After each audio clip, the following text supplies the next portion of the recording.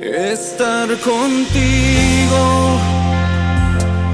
No hay otro lugar que me llene.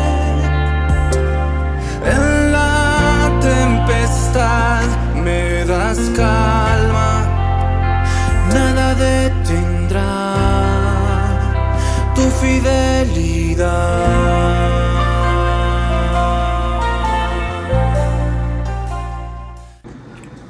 Muy buenos días, amados hermanos y hermanas en Cristo. Los saludo para compartirles el devocional correspondiente al día miércoles 9 de agosto.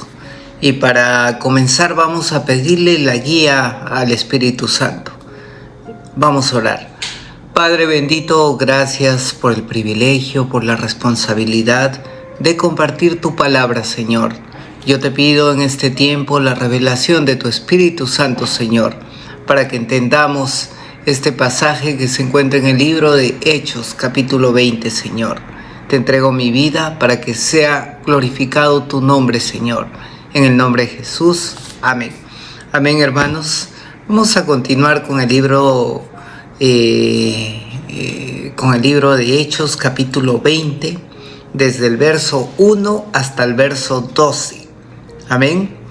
Y en el verso 1 dice la palabra: cuando cesó el alboroto, llamó Pablo a los discípulos y viéndolos exhortado y abrazado, se despidió y salió para Macedonia.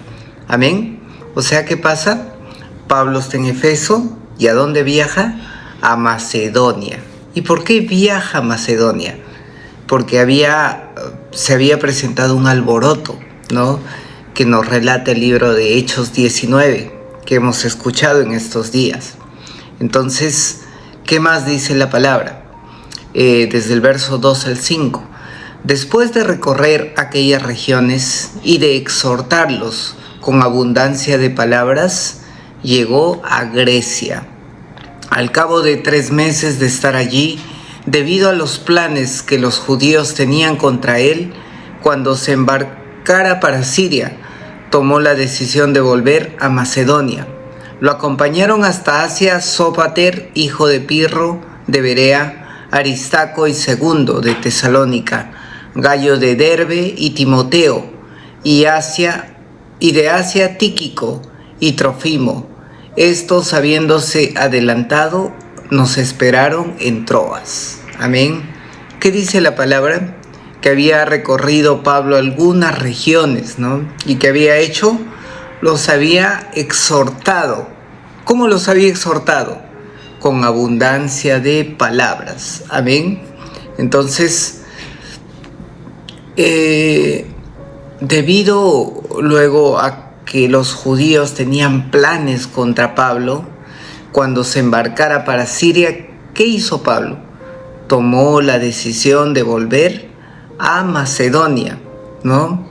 Entonces tuvo que tomar una ruta terrestre de regreso a través de Macedonia, y en ese viaje lo acompañaron varios compañeros, ¿no?, que se mencionan acá: Sópater de Berea, Aristarco y Segundo de Tesalónica, Gayo de Derbe y de Asia Trófimo, ¿no? O sea, no me voy a enfocar en estos puntos porque quiero enfocarme en una palabra específica, y es básicamente cuando llegan a la ciudad de Troas, amén, que se encuentra a partir del verso 6, y dice, ¿no?, el que escribe el libro de Hechos es el médico Lucas. Entonces, y lo relata acá en el verso 6, cuando llegan a Troas, y dice: y nosotros, pasados los días de los panes sin levadura, zarpamos desde Filipos, y en 5 días nos reunimos con ellos en Troas, donde nos quedamos 7 días. Amén. Eso dice Lucas, ¿no? Entonces, Lucas reanuda esta narrativa, ¿no?, porque él dice nosotros. Es decir, que se encontró con Pablo en Filipo y luego navegó con Pablo hacia Troas, ¿no? Entonces, en Troas pasó algo muy particular, que es donde quiero enfocarme en esta prédica. desde el verso 7 hasta el verso 12. Amén. Vamos a leerlo en versión Reina Valera. Dice: el primer día de la semana, reunidos los discípulos para partir el pan, Pablo tenía que salir al día siguiente, y les enseñaba y alargó el discurso hasta la medianoche. Había muchas lámparas en el aposento alto, donde se hallaban reunidos, y un joven llamado Eutico estaba sentado en la ventana, y rendido de un sueño profundo, por cuanto Pablo disertaba largamente. Vencido del sueño, cayó del tercer piso abajo y fue levantado muerto. Entonces descendió Pablo y se echó sobre él y abrazándolo dijo: no se alarmen, pues está vivo. Y después de haber subido partió el pan, lo comió y siguió hablando hasta el alba, y luego se fue. Y llevaron vivo al joven y fueron grandemente consolados. Amén. Aquí hay varias anotaciones que tenemos que hacer. Lo primero es que el verso 7, ¿cómo comienza? El primer día de la semana, ¿no? ¿Qué hacían el primer día de la semana? Reunidos los discípulos para partir el pan, ¿no? Entonces, cuando nos habla de primer día de la semana, ¿a qué se refiere? Al día domingo. Amén. Entonces, aquí es el primer ejemplo certero, ¿no?, que tenemos nosotros los cristianos de una reunión el primer día de la semana, es decir, el día domingo. ¿Y para qué se reunió Pablo con ellos el primer día de la semana? Para dos cosas. Uno, para compartir el pan, es decir, tener comunión con los hermanos. Y dos, ¿para qué? Para compartir la palabra. Amén. Aunque en este caso específico, ¿no?, nos mencionan que la reunión fue por la noche. Pero hay que tener en cuenta que el domingo muchos de los cristianos trabajaban. Entonces, luego de esa larga jornada, se reunieron con Pablo para que les enseñe. Y Pablo daba una prédica, un sermón bastante largo, ¿no? Y cuando hablamos de bastante largo, nos estamos refiriendo a una cantidad de que algunos estiman, ¿no?, 6 horas. Ahora imagínense, escuchando al predicador 6 horas. Si algunos con las justas no llegan a los 45 minutos, 1 hora, y ya están pidiendo tiempo. En esa época Pablo se puso a predicar durante este tiempo bastante prolongado. Y él tenía un motivo que lo explica en el mismo verso 7, ¿no?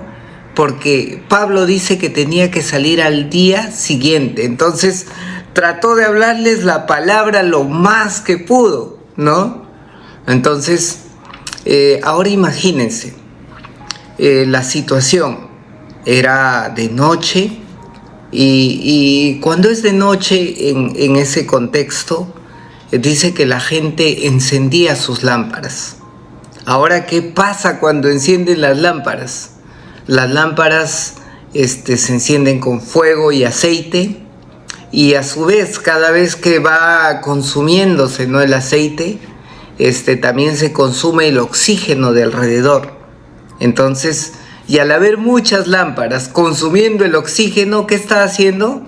Quitándole el oxígeno a los presentes. Entonces, con menos oxígeno, ¿qué pasa? El cerebro se cansa más, se esfuerza más.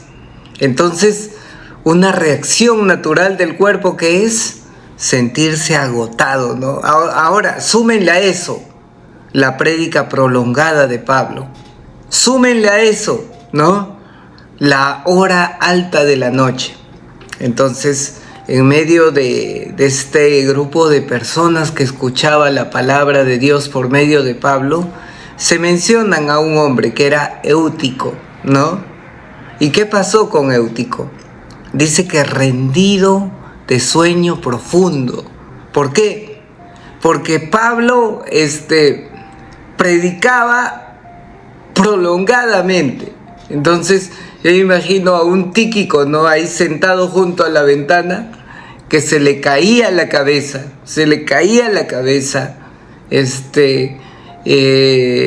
no sé cuánto tiempo estuvo luchando, ¿no?, para que el sueño no lo venza. Porque yo entiendo que a escuchar las palabras del mismo Pablo, del mismo Jesucristo, imagínense cómo era no escuchar de personas tan ungidas. Pero si bien es cierto, el espíritu está dispuesto, la carne es débil. Y llega un punto donde Eutico, ¿qué pasa? No da más. Vencido de sueño, se desploma. ¿Desde dónde? Desde el 3er piso. Y cae. ¡Pum! ¿No? Entonces, el que escribe el libro de Hechos es el médico Lucas. Y el médico Lucas, ¿cómo lo reporta? ¿No? Paciente reportado muerto, dice. Entonces, lo está certificando un médico, un parte médico, ¿no? Entonces, si lo certifica un médico, no hay duda. Entonces, este pasaje siempre ha sido un pasaje de ánimo para muchos predicadores, porque muchos predicadores dicen, no, si al mismo apóstol Pablo se le durmió la gente, ¿no? Y a veces a los predicadores también ven que la gente a veces se duerme en medio de la prédica, y de verdad que es bastante incómodo cuando uno predica la palabra y ve que algunos están bostezando, otros están durmiendo, ¿no? Pero en este caso había pasado con el mismo apóstol Pablo. Entonces, cae rendido Eutico hasta el 1er piso, y su muerte la certifica el médico Lucas. Pero ¿qué responde Pablo? Pablo responde, no se alarmen, está vivo. Y uno se pregunta, oye, pero si el médico nos está diciendo está muerto, ¿por qué Pablo dice está vivo? ¿Amén? ¿Por qué Pablo, no, un hombre lleno del Espíritu Santo, sabía que Dios podía hacer un milagro resucitando a Eutico? Así como lo hizo nuestro Señor Jesucristo, así como lo hizo con Lázaro, así como lo hizo el apóstol Pedro con Dorcas. Ahora le tocaba el turno a Pablo. Nuestro Dios es el mismo ayer, hoy y siempre. Y Jesucristo prometió a sus seguidores que podían hacer milagros en su nombre. Amén. Entonces, Pablo dice, no se alarmen, está vivo, ¿no? Entonces, y Pablo va, se echa sobre él, lo abraza, ¿no? Y en ese momento, ¿qué pasa? Le fue devuelta la vida a aquel joven. Es decir, Pablo fue utilizado por Dios para hacer este milagro de levantar a este joven de entre los muertos. Amados hermanos, amén. Aquí vemos un Pablo apasionado por la palabra de Dios, que su principal motivación de ir a cada una de estas regiones, ¿cuál era? Exhortar la palabra de Dios. ganar almas para Cristo. Amén. Y cuando Pablo hacía la obra de Dios, vemos que Dios manifestaba sus milagros a través de sus siervos. Amados hermanos, sé que muchas veces es difícil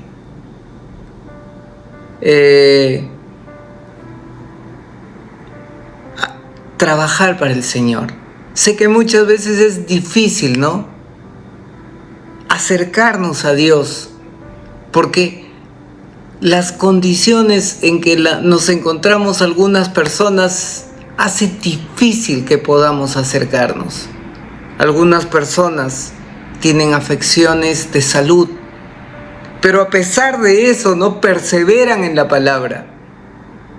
Algunas personas tienen trabajos tan cansados, tan arduos, que su jornada es tan dura, pero a pesar de eso van y disponen su corazón para recibir la palabra de Dios. Amado hermano, el Señor conoce cada una de nuestras debilidades. El Señor no ve lo que ve el hombre, ve la actitud que tenemos delante de Él.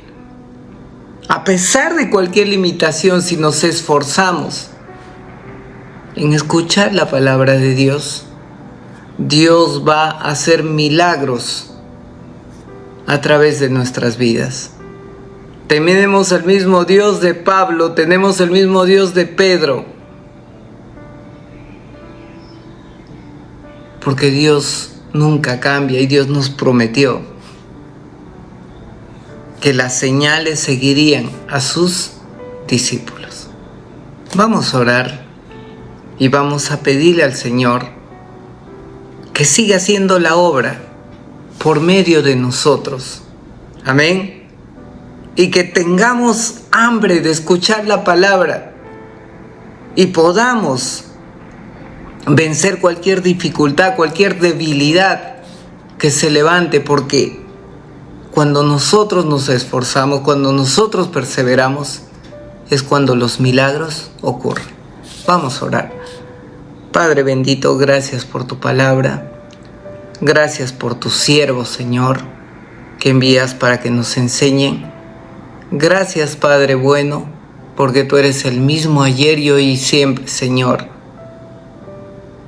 Gracias, Padre Santo, porque también nosotros vamos a ser instrumentos tuyos para expandir tu evangelio y también para que se manifiesten los milagros a través de tus hijos.